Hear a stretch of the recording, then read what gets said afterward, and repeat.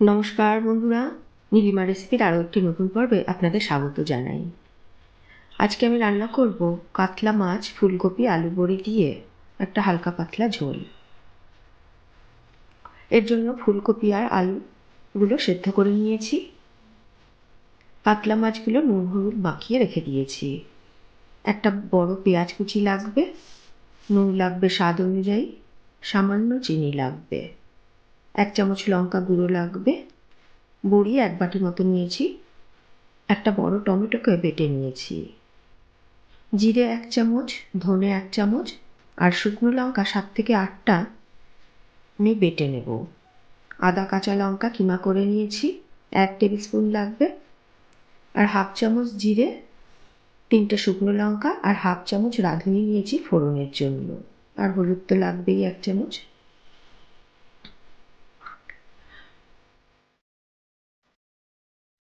প্রথমে কড়াইতে সর্ষের তেল দিয়ে দেব বেশ খানিকটা। সর্ষের তেলটা ভালো করে গরম হয়ে আসলে বড়িগুলো তেলের মধ্যে দিয়ে দেব। ভালো করে ভেজে তুলে নেব বড়িগুলো।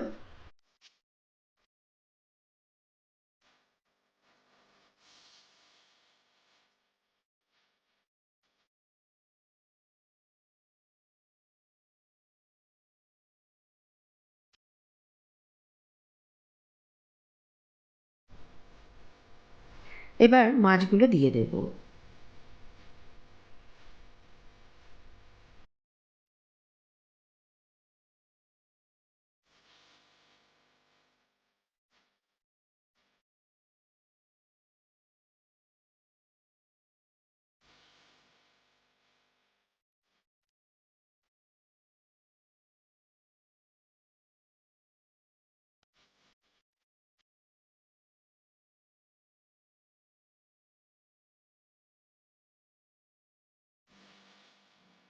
দুই পিঠ সমান করে ভেজে নেব গোল্ডেন ব্রাউন করে।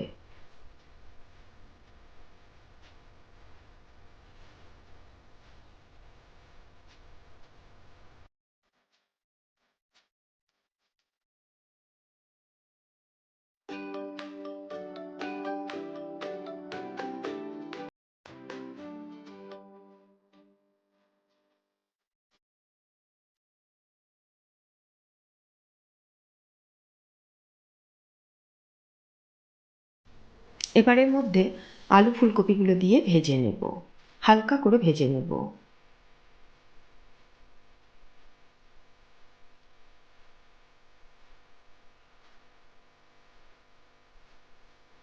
আলু ফুলকপি ভাজা হয়ে গেলে তুলে নেব।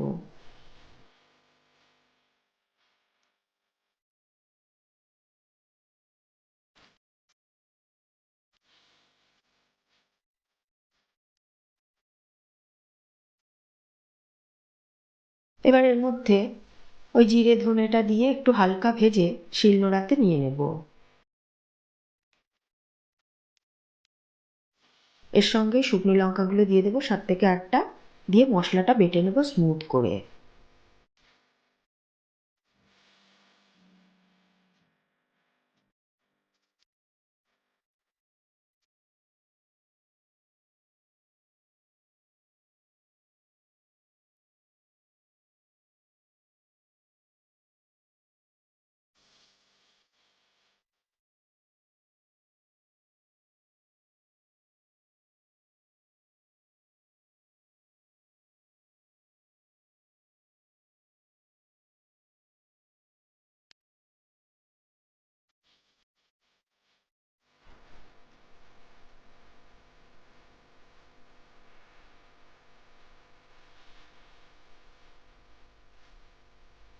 মশলাটা বাটা হয়ে গেলে এবার রান্নাটা শুরু করে দেব।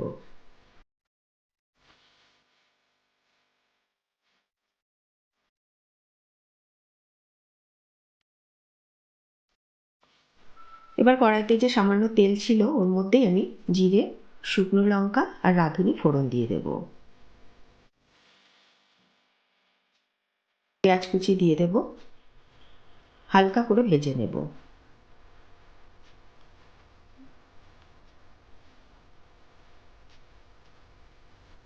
এবার এর মধ্যে আদা কাঁচা লঙ্কা কিমা দিয়ে কষিয়ে নেব।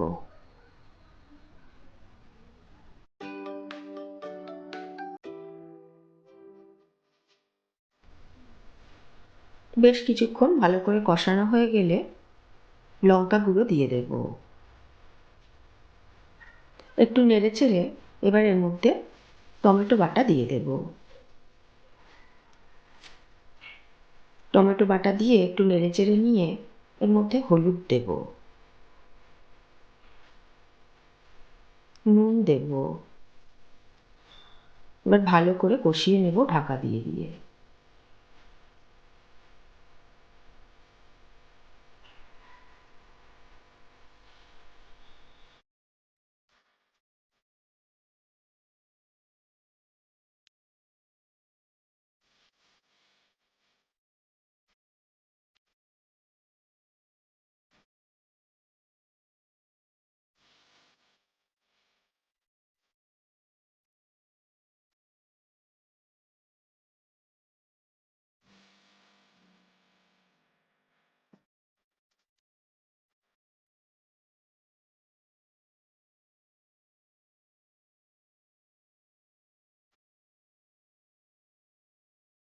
টমেটো গলে গেলে খুব সামান্য একটু চিনি দিয়ে দেব।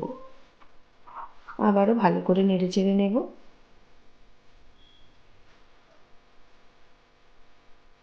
ভালো করে টমেটোটা মজে গেলে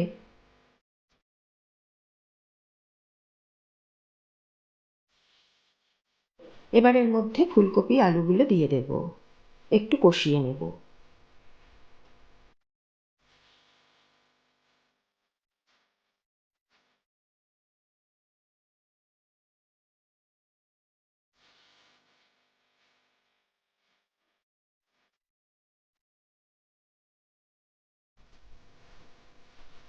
এবার গরম জল দিয়ে দেব।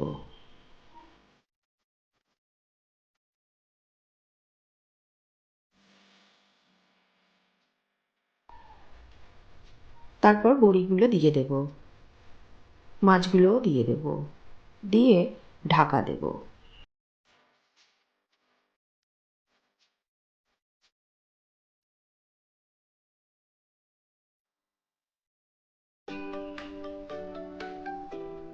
ভালো করে মিনিট 10 ফুটিয়ে নেব।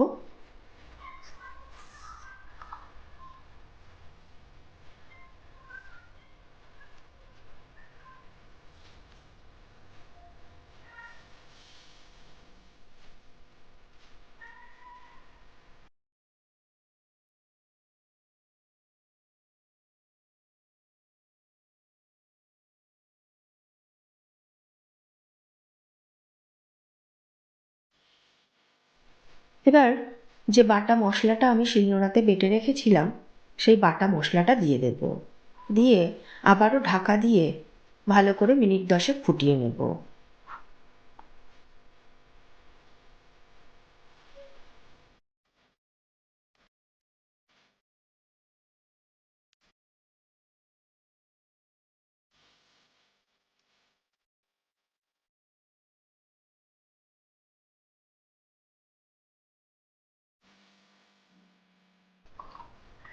ব্যাস, রেডি হয়ে গেল ফুলকপি আলু বড়ি মাছের ঝোল।